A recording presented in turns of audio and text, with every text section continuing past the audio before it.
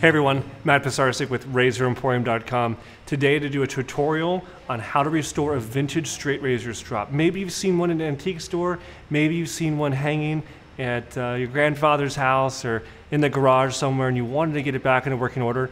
In today's video, we're going to show you how to do that. So the first thing I always like to do when working on an old strop is to kind of first take an assessment, kind of look it over, see what my work is going to be in front of me. It looks like this is an old double duck strop, very collectible, very cool. We want to make sure we preserve the original gold leaf foiling that's on the leather and canvas side.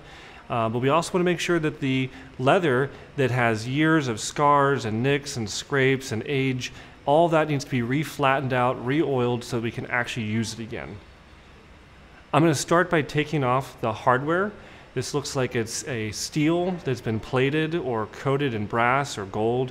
And we're going to take that off and get it refinished. So the first part of that is to use a 3M radial bristle brush to quickly and safely take off all the original finish before we get it into the tumbler. Now our tumbler is awesome because it will take this kind of brush, kind of splotchy look finish that the radial wheel does, but actually kind of even everything out and give it kind of an original factory look. You'll see some imperfections still, but it's going to look very even, very uniform. Next up, with our cotton canvas, I want to take away all these years of grime and dirt and gunk that's all over the canvas section of it. So to do that, I'm going to bring it into our ultrasonic cleaner. Now, this bay of the ultrasonic machine is loaded with what's called a buffing compound remover. It's a very powerful detergent or soap that's great at taking away, dirt and grime and all those other things I just described. So not only are we going to soak it in the ultrasonic cleaner, but we're also going to use a brush to kind of agitate and scrub away some of all this gunk and crap. I'm making sure to not put the entire thing too much into the machine so we don't lose too much of this original foil stamp. But truth be told, this canvas side, the foil is already so delicate because it's not exactly adhered to a solid surface like the leather. The webbing itself, that foil is already pretty delicate and probably some of it is going to come off just as a byproduct of cleaning this up.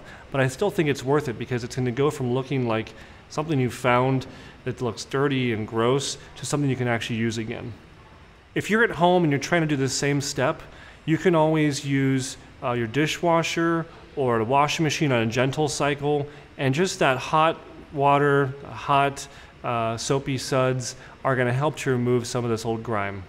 So the next step is to sand the leather down, removing kind of the top layer. This is where all the oils are, but also where all the scratches, the dings, the dents that have come across that leather over the years.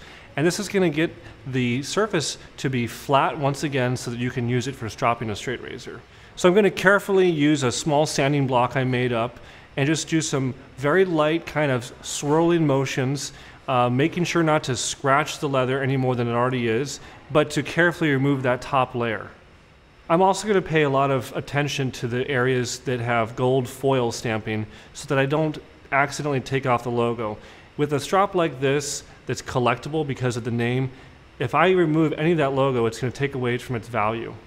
I'm also paying special attention to the edges of the leather. A lot of times old leather starts to curl, and that's also going to give a straight razor edge a dulling effect. So I'm actually going along the edge and kind of almost beveling it, making sure that I have a flat surface on top and the corners aren't rolled up and interfering with my stropping action.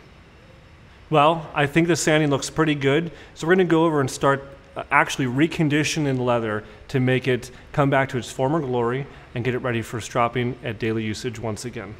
Another easy tool you can use if you don't have sandpaper is an emery board or an emery file. Maybe your wife or significant other has one lying around that's used for fingernails. Those work great for getting out any kind of dings or dents in the leather as well. So that's another pro tip if you have one of those lying around. Now comes the fun part. We're going to head over to my favorite machine in the shop. It's a shoe polishing station that came right out of an old hotel. This machine is used for all sorts of things in the shop, but one of my favorite is brush and strop restoration. These horsehair and cotton wheels replicate the action of polishing a pair of shoes or anything made of leather back and forth with a horsehair brush, but doing it at a much faster pace.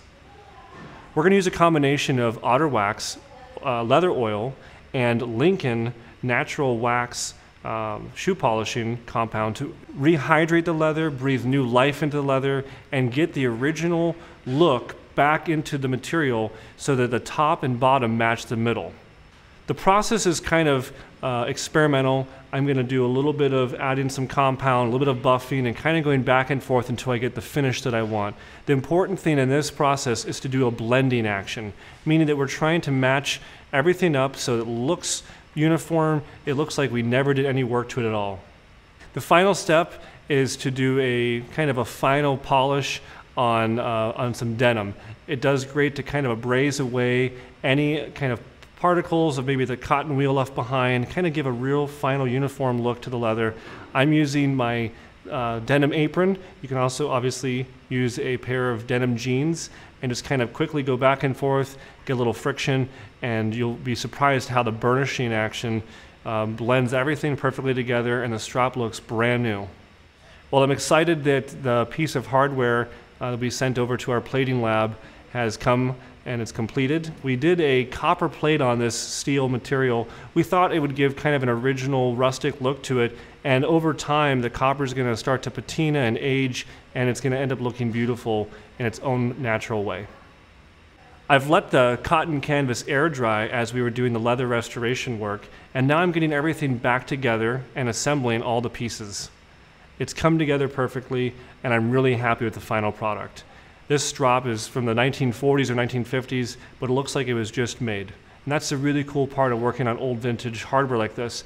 It was made out of such a high quality material, we can actually bring it back to its original glory. So we're excited to have this new service as part of the lineup at the Razor Emporium Workshop doing strop restoration. And if you have any restoration tips of your own, please let us know in the comments below. We want to hear from you. Thanks so much for watching our video today. Please like, comment, and subscribe, and we'll see you next time for all things wet shaving here at Razor Emporium.